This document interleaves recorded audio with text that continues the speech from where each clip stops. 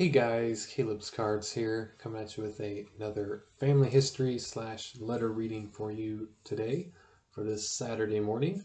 We are continuing on with the story of my great great uncle Lawrence Howe, who served in World War One, and we have a couple letters from his experience there.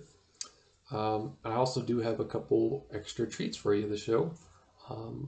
I was able to come by some pictures of not only the previous letters we were reading of Josiah Howe, the Civil War veteran, as well as my uncle Lawrence Howe, so you guys can get a face to this name that we've been reading from. So I will make sure to include that for you so you could see. I thought that's pretty cool. I got that through Ancestry.com because a relative of mine did some extra work there and added pictures to her family tree. And I've been going through there, was able to trace actually some people going back into the 1500s in some parts of my grandparents' side.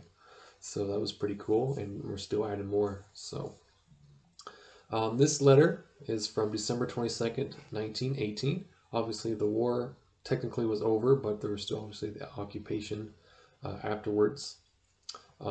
But before we do get into this letter, I wanted to share with you, if you've been following the series, the Civil War letter by Josiah Howe that we've been reading. We are on the lookout for more letters to see if we can find the second portfolio page or portfolio folder. But I do have his picture, which I will put up on screen for you, so hopefully it'll work. So here we go.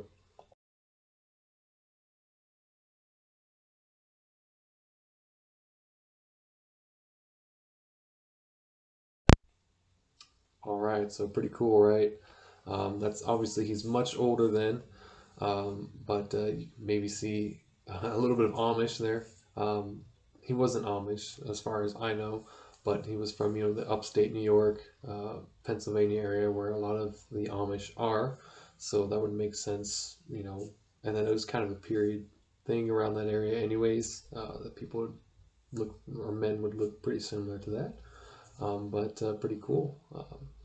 So I thought that was pretty cool to find, be able to actually see my grandfather there. So that's pretty awesome. So we will read this letter from Lawrence Howe, and then I will share his picture with you after we read. So again, this is dated from Sunday, December 22nd, 1918.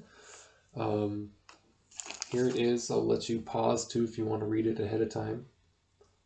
There's the original letter. I believe it's 2 pages, kind of in pencil. So he says, "Dearest mother, and all another even day, and had the privilege of going to a real YMCA service, the first since Wycombe, a camp some 18 kilometers out of Vames." That's with a question mark. Out of western coast of France, about the last of August. I surely enjoyed it, and a might good talk by a chaplain who served throughout the war with the 365 Infantry. Some of the infantry regiment of our own divisions. Our own train doesn't have a chaplain, so we have had no services of any kind of way kind. For some reason he repeats himself there. Your letters of 17th and 28th came yesterday, and I'm glad that you heard from me if it relieved your anxiety any. I did write only about the letter and the 6 wheels. In parentheses, the one you got, I guess. Close of parentheses. For business was too exciting, no fights at night, and no clearance to write by day and 8. It seems sad to hear of so many boys being taken off from our home communities, but it is the same throughout the states, and especially the Keystone State. We saw someone's boys taken every day, and we're never sure who has next. We can respect those absent ones by their memory, and pay tribute to them as among our boys who have given the supreme sacrifice without hesitation. The past few days I have been countlessly on the alert for some fellow from home. Claire Strick walked in on me the other evening, and I was surprised how healthy and good he looks. Be by good work and good luck in cooking for division headquarters, officers' mess. It is a good job, and Claire appreciates it too. Some of the powder, that's with a question mark, I'm not sure in that word, powder boys are with him and all well at present. His brother, he said, had been wounded and was probably on his way home. Wilton, Wentworth, and Dan Nelson are near, haven't seen them, but found their company and are all right. I saw a fellow from the 305 engineer, and he said Joe Easton was still with them and doing fine. I'd like to know about Howard Kenyon and Gerald Edwards. Yes, and many letters the last few days have brought many of my Camp Lee acquaintances in my path, and they have stories of others of our friends who are still alive and of many who are gone. All are anxious for the homecoming and say they are really getting homesick since the big game has finished. So that's in regards to the war being over. I'm glad the receipt of my Xmas, and he put in parentheses, Christmas list slip away wasn't too late for use. A little remembrance from home cheers won a lot. The letters do a great deal to keep one in good spirit, especially when everyone is well in the family. I was more than pleased to know that you, Father, are going to go to Brooklyn, then to Connecticut. It'll be worth a lot just to see a few of the boys homecoming, and to all the attitude of our other parts of the country toward the war and of the can-do-it of our armies. I'd love to actually find the letters that his parents wrote to him. That'd be really cool. I'll have to check that box and see if there are any, or maybe I can get copies from my relative. It might be a possibility. A few more paragraphs here.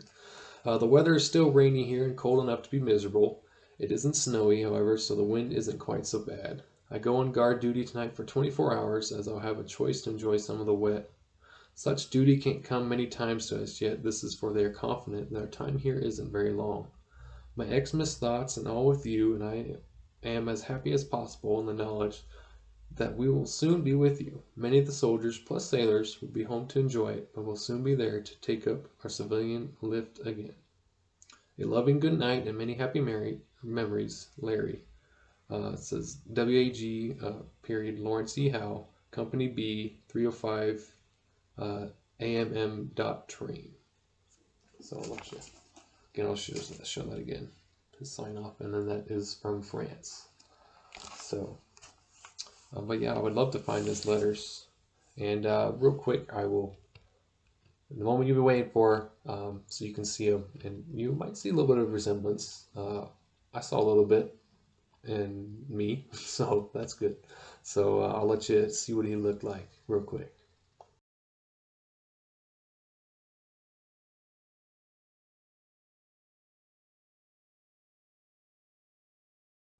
So there we go, pretty cool. As far as I can tell, I'm not sure, but I believe he became a doctor because my Aunt Sarah, well, great Aunt Sarah,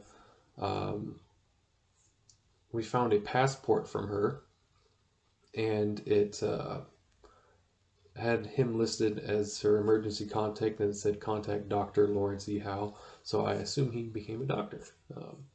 I don't know if he was one during this. I don't think he'd be on guard duty if he was a doctor, though, so I'm going to say no, but maybe he learned some things in there, so I'm not sure. Not sure what exactly kind of doctor he was, but just an interesting tidbit there for you. So, as far as I know, that's all I have of him, unless I have some more. I'll have to look through. I don't know, or if we find that other folder. I'm pretty sure there's another. Pretty sure there's another folder. I think I remember more from the Civil War and more from him, but I'll try my best to find you guys some letters to read next week. Or either the week after. So definitely do appreciate your listening and your checking out this video. Let me know if there's any things I can improve on or try and include.